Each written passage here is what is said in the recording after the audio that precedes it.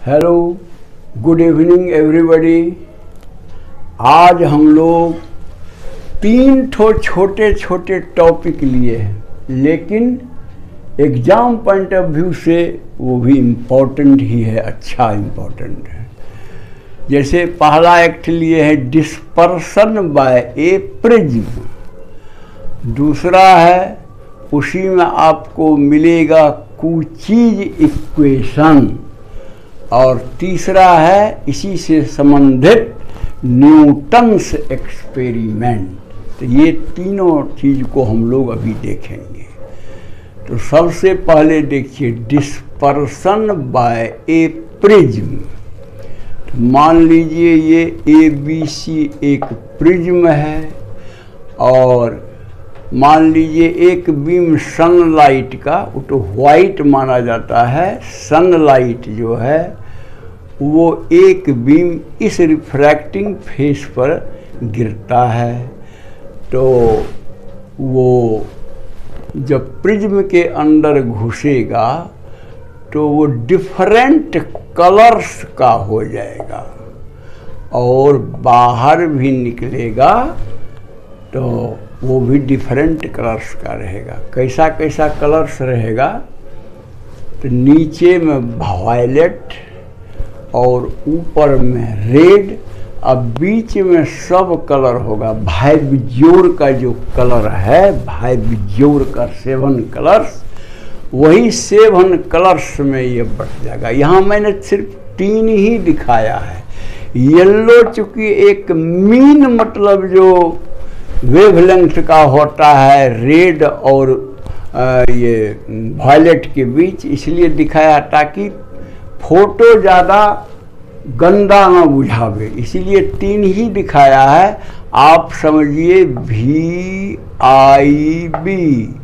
यहाँ है, और YG और OR। कहने का मतलब वाइब्योर नीचे से आप ऊपर चलिए। तो इस तरह हम देखते हैं कि जब प्रिज्म से कोई व्हाइट लाइट पास करता है तो वो अपने डिफरेंट कलर्स में मतलब अलग अलग हो जाता है। एक्चुअली व्हाइट लाइट का अपने कंस्टिट्यूएंट कलर्स में अलग अलग होना ही कहलाता है आपको डिस्पर्सन ऑफ लाइट। फिर सुन लीजिए, व्हाइट लाइट का, व्हाइट लाइट तो एक कलर हुआ व्हाइट लाइट का अपने कंस्टिट्यूएंट कलर्स में टूट जाना। कंस्टिट्यूएंट कलर्स का मतलब जिस कलर से वो बनता है, वो कलर्स में टूट जाना को ही हम लोग कहते हैं डिस्पर्सन ऑफ लाइट। और प्रिज्म द्वारा बड़ा क्लियर डिस्पर्सन दिखाई देता है। अब है ऐसा होता क्यों है? लाइट है व्हाइट, तो व्हाइट निकल के जाता अपना जो भी रिफ्रैक्शन के नियम से बेंडूंड होता है। लेकिन इसका कारण है कि ये प्रिज्म के मटेरियल का डिफरेंट रिफ्रैक्टिव इंडेक्स होता है फॉर डिफरेंट कलर्स, और यही कारण है कि व्हाइट लाइट तो मिक्सचर है, मान लीजिए 7 कलर्स का अपना प्रॉपर भी फ्रैक्शन में। लेकिन जब इस ये प्रिज्म होके वो पास करता है, तो चूँकि प्रिज्म का हर एक कलर के लिए थोड़ा डिफरेंट मतलब जो रिफ्रैक्टिव इंडेक्स होता है, इसीलिए वो अलग हो जाता है सारा कलर। इसी तरह सबसे ऊपर में रेड और सबसे नीचे में वायलेट, और बीच में उसी तरह सीक्वेंस में जो वाइब्योर जो सीक्वेंस है उसी में होता है कलर।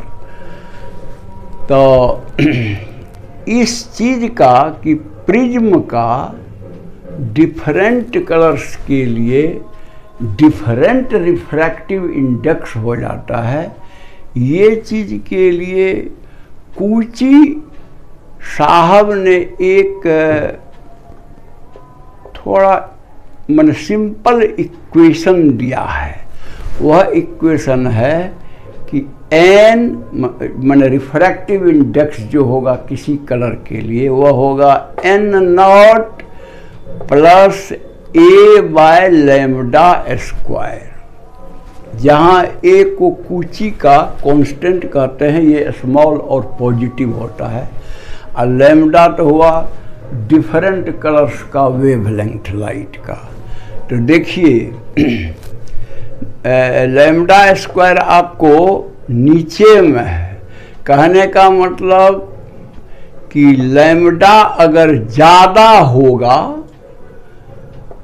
तो ये कम आ जाएगा टोटल, यानी ये कम हो जाएगा, यानी रिफ्रैक्टिव इंडेक्स कम हो जाएगा। और रिफ्रैक्टिव इंडेक्स कम होने का मतलब कम बेंड होगा, इसीलिए रेड लाइट कम बेंड होता है, क्योंकि उसका लैम्डा सबसे बड़ा है उस 7 कलर में।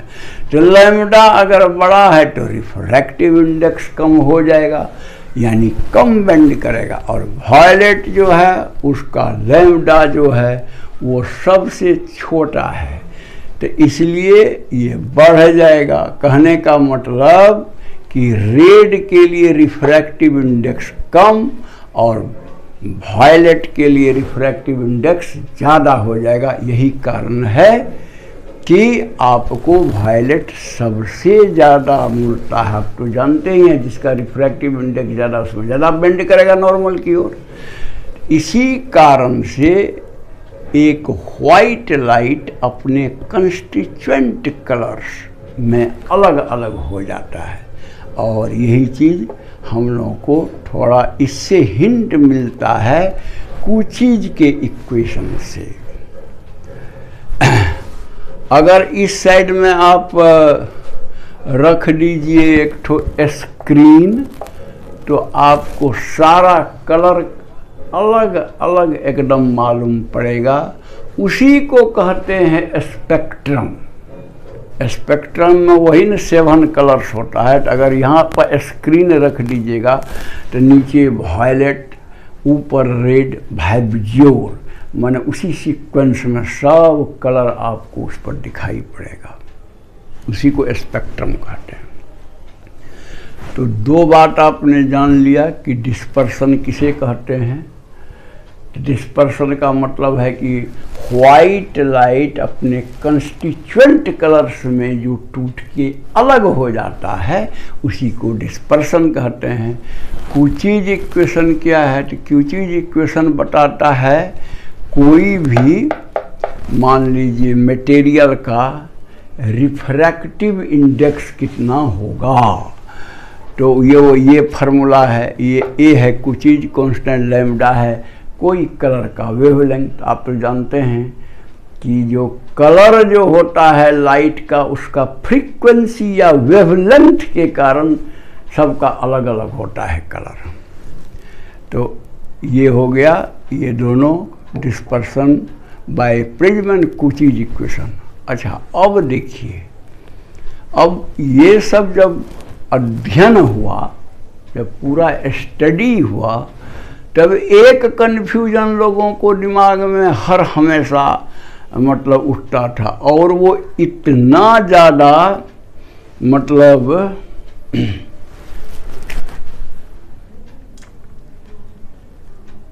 इतना ज़्यादा उस मामले पर डिबेट हुआ करता था, जो लोगों को पता नहीं चलता था कि प्रिज्म करता क्या है।